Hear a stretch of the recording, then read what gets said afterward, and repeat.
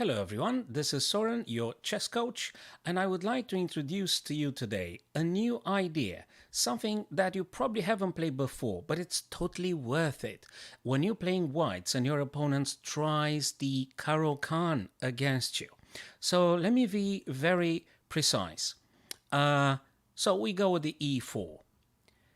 Your opponent plays c6, obviously making it very obvious they intend to play d5. And now all the Caro-Kann players expect you to play d4 so that they continue with their very well learned lines, d5, and you may push the pawn, they'll be getting the bishop out and stuff like that. But what I want to put into your attention, guys, is a new way to battling the Caro-Kann with white. First thing first, let me see if I'm recording. Yes, okay, cool.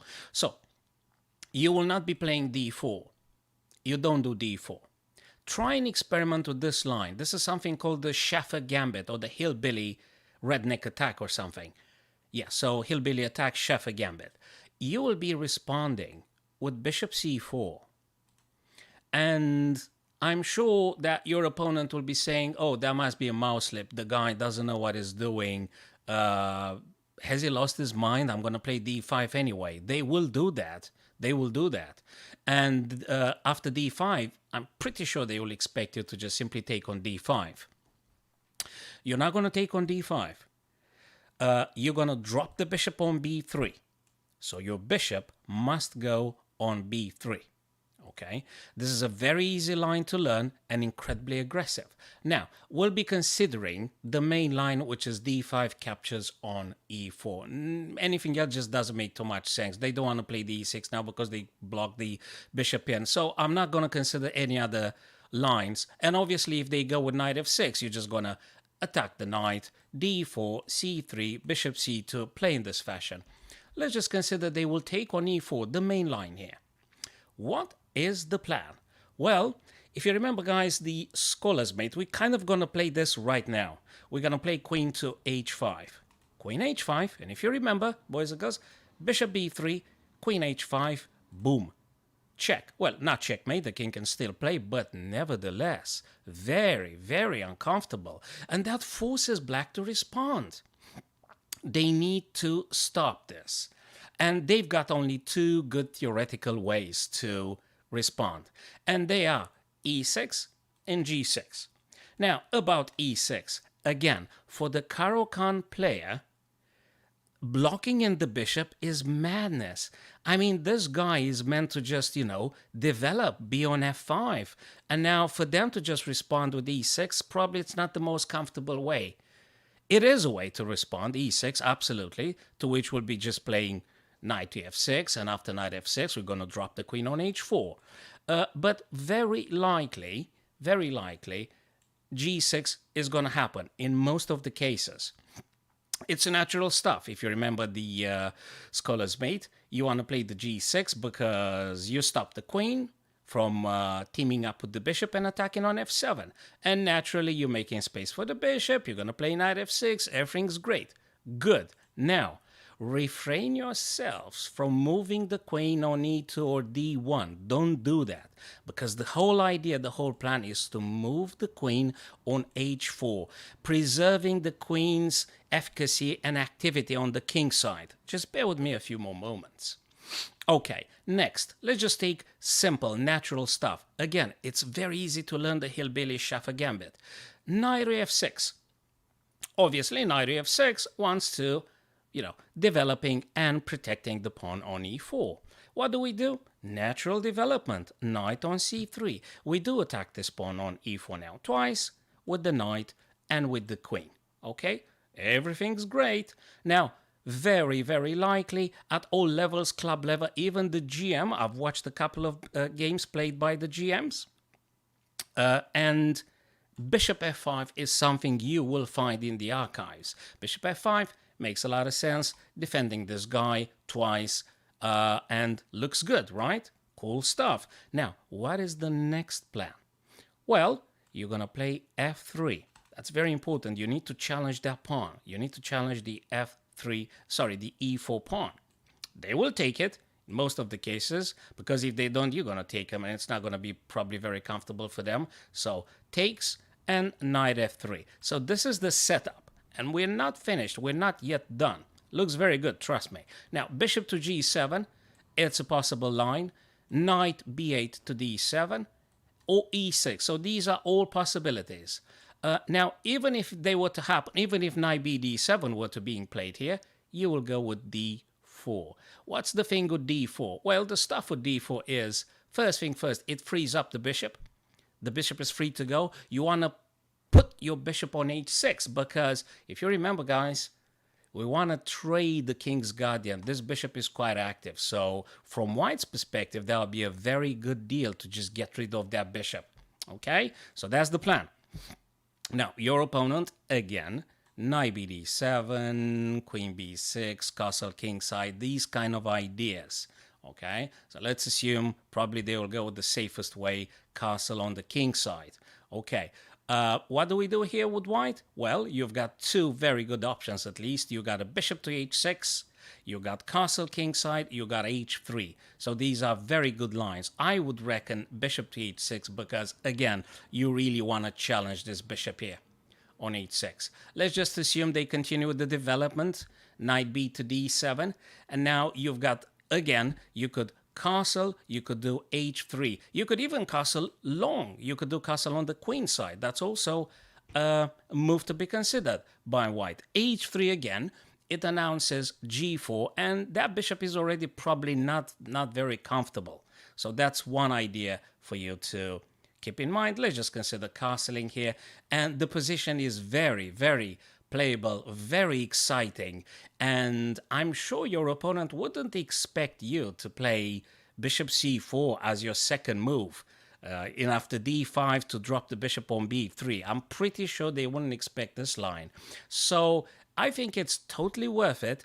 It will be a super exciting game. And if you want actually to see it in action, I'll try and be very brief. I'm going to show you a game that I've played myself with white versus someone quite strong in my opinion. And then very briefly, I'm going to peruse through a super GM game. Now, so let me just go back quickly now, and I'll show you what I personally played. So this is a game that I played on Lee Chess myself yesterday.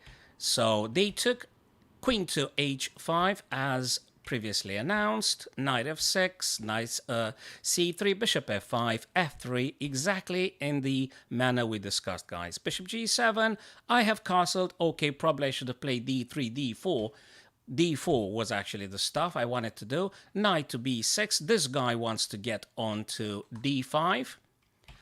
I played h3 now. Okay, that might be considered a dubious move, but I would just, I would just wanted to really make sure I'm able to pushing g4 and create further discomfort to my opponent. Castling, bishop h6 at this point in the game. Knight b6 to d5. I have decided to get a rook here, to just having this line also to myself. I like getting the rooks in action, and that proved to be very, very fruitful. Totally unnecessary move played by my opponent to getting the knight on c3 now. Not necessary. They actually needed that knight for their own defenses. So now they're just trying to getting things a bit more active, probably attacking on c3 to be more precise. But actually there is something very dangerous now. So they already made a mistake here. They've already made a mistake because my plan was to just simply play knight to g5, getting rid of this guy and hitting on h7. That's the thing in the hillbilly. So knight f6, he realized that, he got the knight back, but I think it's a little bit problematic now for my opponent because after g4, obviously the bishop needs to go somewhere, and now I just realized that if I just remove the defender of the h7, I should be able to simply trade and then attack on h7, which is exactly what happened. I've traded the bishop first, kind of forcing move, so to speak. Bishop takes. Now I have removed the knight. Very simple tactic here, nothing incredibly elaborate. H6, but hey, after knight f7, attacking the queen and announcing a more check with the queen on h6, my opponent simply resign at this point in the game. It's checkmate in 2 moves now, regardless where they move the king. I'll capture on h6 and then delivering checkmate. Now let me very briefly show you another game. So white this time is Shimanov Alexander. I think they played it in March in a Title Tuesday, 2581 Elo, and the other guy, Ada Tarhan, FIDE Master. So white against Shimanov Alexander. So look how they played. So bishop c4, d5, bishop b3, takes on e4, queen h5. Guys, this is the setup. That's the setup you want to play in the Hillbilly Schaeffer Gambit. g6, queen h4, knight f6. Very similar to what I played myself on Lead Chess yesterday. Bishop f5, f3. So, you know, you just memorize these lines, you play them natural and very simple to learn and to apply. Give it a go, guys.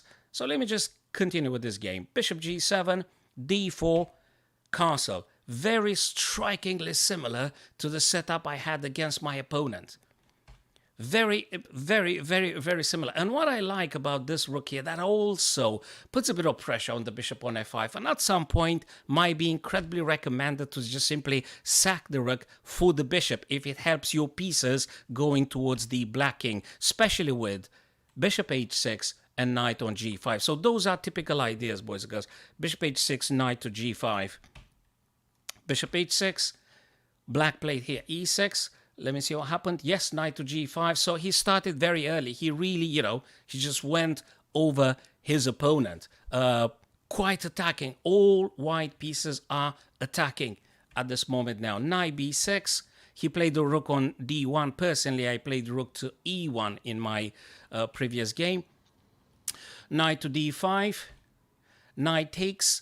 Now, they took, Ada took with E. Ada took with E. Now, Shimanov here should have played rook to d2 in order to double up and to sack here. Now, he went a bit too aggressive here, but actually, that's a bit of a blunder here because knight g4, b takes, king takes, queen takes h7, king f6. It's not a checkmate. It's not a checkmate, but incredibly difficult position to assess. And I'm pretty much sure in the heat of the game, he just decided to go with the tactics, which announce a very complicated position attacking situation here. So he played knight e4, which is not the best reply. Best reply again with the bin to knight, with the knight to take on g4. But he didn't. Black didn't. So Shimanov took on g7, knight captured, queen to h6. This guy is hanging. This guy is hanging. The bishop is hanging. And now a brilliant, very nice move. Bishop to f6, actually forking queen and knight. Queen takes, rook takes, and that's the game that they played. And obviously, white went on to win the position. We're not going to stick too long for this because obviously, from a material point of view, having a queen and a rook is definitely much better than the two rooks. And there is a bishop anyway, so white is way better here. So, guys, this is the beautiful setup that you should be striving to achieving. And it just looks great. It's an attacking position, very exciting, and totally worth it. So that's, guys, briefly put, the Hillbilly Schaeffer Gambit. If you want to give it a go yourselves, try it, and then drop me a couple of messages and tell me how you went, guys, or even send me the link with the games you played. I'm very eager to see what you guys played in the Hillbilly Attack. Just to mention, Magnus Carlsen played this against Tomaszewski, another grandmaster. So so Magnus Carlsen played the Hillbilly too at some point, just to, you know, I just remembered now. So guys, enjoy the Hillbilly Attack if you want to try it, and I'll see you shortly with other, I hope, useful chess videos.